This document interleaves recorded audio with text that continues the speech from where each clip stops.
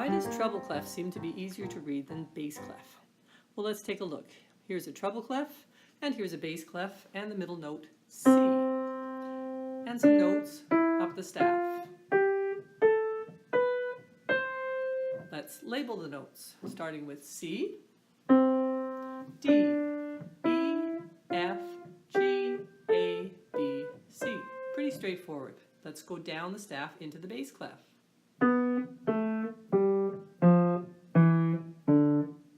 And let's label those notes, starting with C.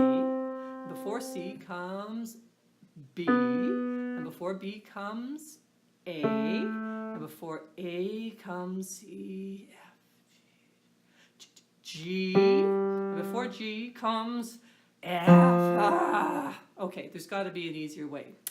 Let's take a look at the space notes in the treble clef. F, A, C, E. It spells face. And in the bass clef, also F, A, C, E, face. As a matter of fact, between the two clefs on the line notes is yet another face. F, A, C, E. And these faces make me happy.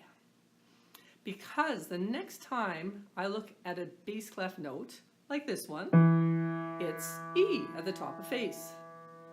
Or if I take a look at a note in the bass clef like this one, it's between the A and the C, so it's a B. Not too hard.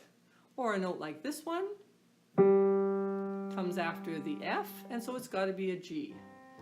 Face makes me happy.